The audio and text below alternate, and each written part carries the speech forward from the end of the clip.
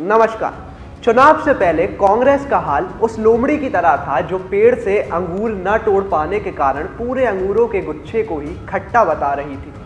अंगूर से मेरा मतलब ईडी, सीबीआई, ईवीएम या लोकतंत्र बिल्कुल नहीं है, बल्कि मेरा मतलब तो the great grand old party Congress के चार्मिंग प्रिंस राहुल गांधी की पुरानी सीट अमेठी से है।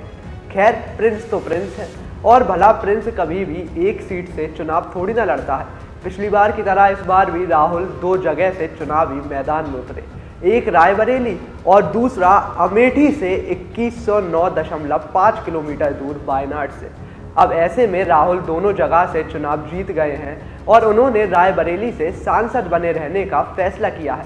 अब सवाल ये उठता है कि जिस सीट ने उन्हें सहारा दिया, उस सीट को आखिर राहुल गांधी ने क्यों छोड़ दिया? क्या कांग्रेस को वायनाड से जरूरी है रायबरेली? आइए जानते हैं। तो पहला फैक्टर आता है कि कांग्रेस का गढ़ रही है रायबरेली। अगर कांग्रेस का इतिहास देखें तो जितने भी कांग्रेस के मुखिया रहे हैं, चाहे फिर वह देश के पहले प्रधानमंत्री जवाहरलाल नेहरू हो या राहुल गांधी के पिता राजीव गांधी या फिर दादी इंदिरा, इन सभी मुखियाओं ने उत्तर प्रदेश की सीटों से ही चुनावी रण को लड़ा है और जीता भी है। अमेठी से राजीव गांधी और इलाहाबाद से जवाहरलाल नेहरू चुनाव लड़ते रहे हैं। रायबरेली सीट से सोनिया गांधी, इंदिरा गांधी और फिरोज गांधी सांसद रहे हैं। फिर दूसरा फैक्टर आता है कि अमेठी की जीत के बाद यूपी में सबसे बड़ी जीत है रायबरेली। 2019 में अमेठी के मैदान में कांग्रेस को शिकस्त का सामना करना पड़ा था और अमेठी से राहुल गांधी की मैदान में थे।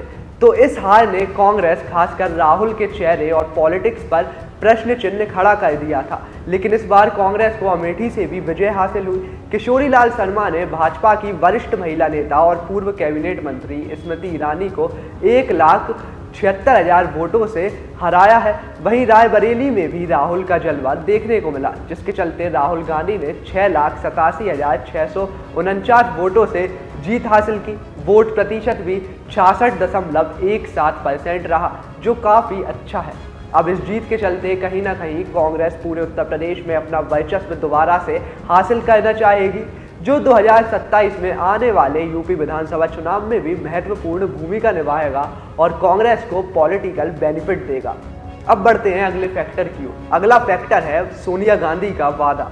सोनिया गांधी ने सीट छोड़ते समय रायबरेली की जनता से कहा था, मैं अपना बेटा आपको सौंप रही हूँ।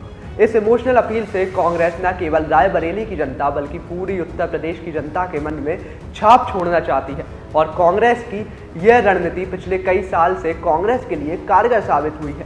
जैसे कि राहुल गांधी ने भारत जोड़ो यात्रा और भारत जोड़ो न्याय यात्रा भी निकाली, जिसके चलते पूरी कांग्रेस की क्रेडिबिलिटी भी काफ़ी ऊपर गई। क्रेडिबिलिटी का ग्राफ बढ़ा, जिसका फायदा न केवल राहुल गांधी बल्कि पूरी कांग्रेस समेत इंडिया गठबंधन को हुआ, जिसके चलते न केवल इंडिया गठबंधन ने उत्तर प्रदेश में बीजेपी का किला तोड़ा बल्कि 80 में से 40 सीटों को अपने पाले में कर लिया।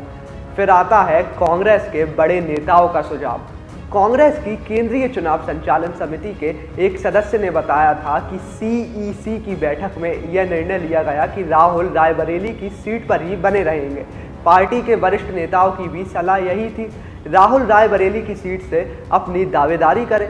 अब जब कांग्रेस के बड़े नेता अपनी बात रखें और अगर इस बात को नज़रअंदाज किया जाए तो पार्टी में गुटबाजी की समस्या बढ़ जाती है। वैसे भी कांग्रेस की गुटबाजी और राहुल गांधी की बयानबाजी छुप छुपाकर भी नहीं छुपती है, वो तो वायरल होती रहती है। और इस वक्त जब दिल्ली में 2025 में चुनाव है, वहीं दूसरी तरफ सबसे ज़्यादा आबादी वाले और लोकसभा वाले राज्य उत्तर प्रदेश में चुनाव 2027 में होने वाले हैं। अगर ऐसे में गुटबाजी हुई तो इन दोनों राज्यों में कांग्रेस का बचा कुचा हाल भी बेहाल हो जाएगा। आज 18 जून है। अब इन दोनों सीटों में से एक सीट राहुल गांधी को चूज करना पड़ेगी और उन्होंने चूज कर भी ली, और वो है रायबरेली की सीट।